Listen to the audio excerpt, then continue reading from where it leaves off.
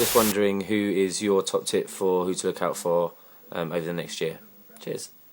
Okay, top tip for 2012. Well, 2011 has been an amazing year for the Italians right across the board. I think they've stole the show. Stefano Noferini, amazing producer. Manuel De La Mar, Alex Kenji, Nice 7, Federico Scava, Nick Andy Case. I think they've had a brilliant year, and I would imagine they're going to go on and do the same thing in 2012. Michael Woods has had a phenomenal year, and you know, for me, he's this close away from being a full-on superstar, and deservedly so. So I think he's going to have a great year. I'm going to back him all the way. We can do here. Big fan of Michael Woods. And there's a new guy on the block called Kappa out of Sweden. 2012. Watch his space. He is going to be big. Hi Mark, my name is Georgina, and my question is: as a successful DJ producer, would you ever dare to have it all in life, meaning a perfect career and someone who truly likes you and supports your dream job? Hi Georgina, thanks for your question. I think from that you mean how do I maintain a balance between having a career and a family life, and I think if you ask anyone involved in this industry what is the hardest thing to do, and it's that is the real trick, trying to do both. I'm very fortunate that I have a very supportive family who back me every step of the way, and for that I'm eternally grateful, and I think we just about maintain a balance, but you should probably ask my wife that question. Hi Mark, you're a top bloke with top fashion sense.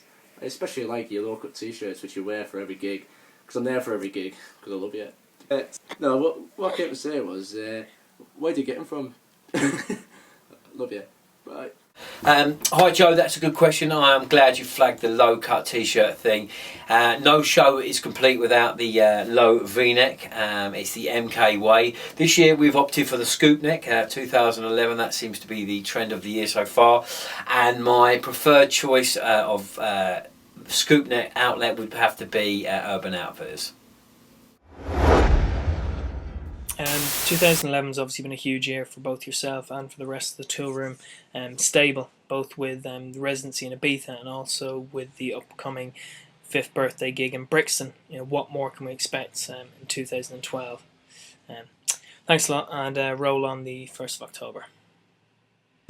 What can we expect from Toolroom 2012? Of course, we're going to continue what we're doing in terms of the theme of great music.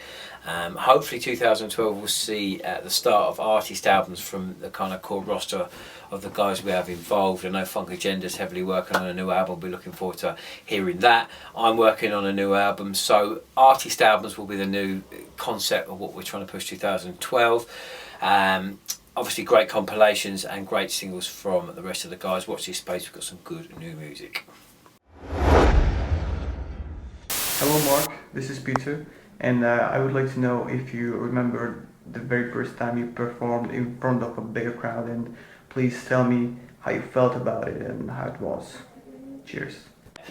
What I do remember was my first ever professional gig, and that was at a club in London, and one thing that did really strike me was how loud club sound systems were.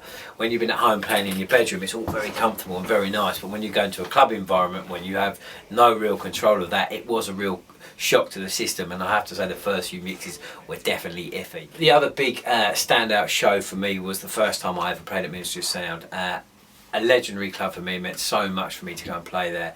And I was physically sick before I actually played in the bar with Nerves. Kind of got over the whole Nerves thing obviously now, but those two shows were very standout early doors for me. I'm question for Mark Knight, Toolroom Knights birthday competition.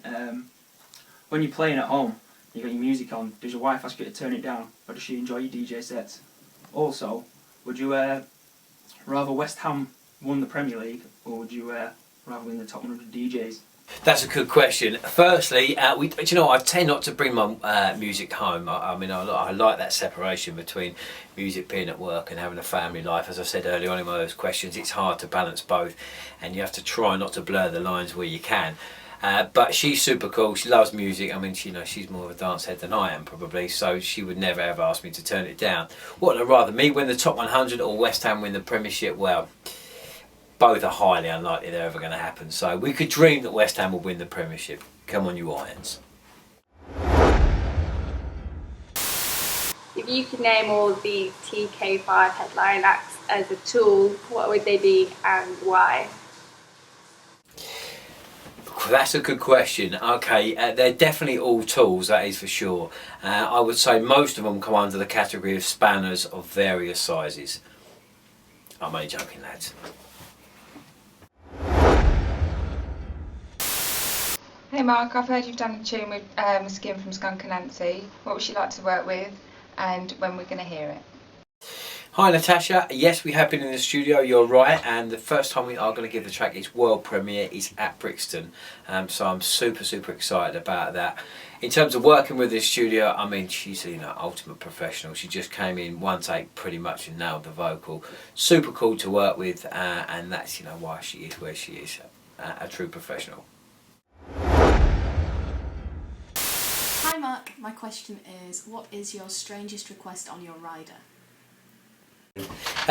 What's the strangest thing on my rider? Do you know what? I'm not really one of those kind of weird rider sort of dudes. But do you know what? Perhaps we should put out some suggestions like a dolphin or something ridiculous to be included for 2012. So answers on a postcard to the most ridiculous things to have on a rider. Toolroom Records. Hi Mark, this is Stuart Knight, your brother.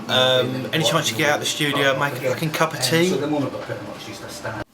Hello Stuart Knight, my brother. I will be making a tea shortly after you make your first cup.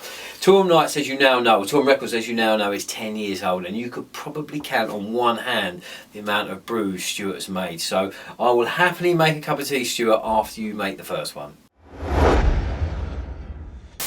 Okay, so the winner of the rider is Joe Lum. Great question, great banter. That's what we're all about here at Toolroom Records. We're up for a laugh, and I will catch up with you backstage at Brixton. It's going to be a great night, and we'll definitely have a few beers. Nice one, Joe.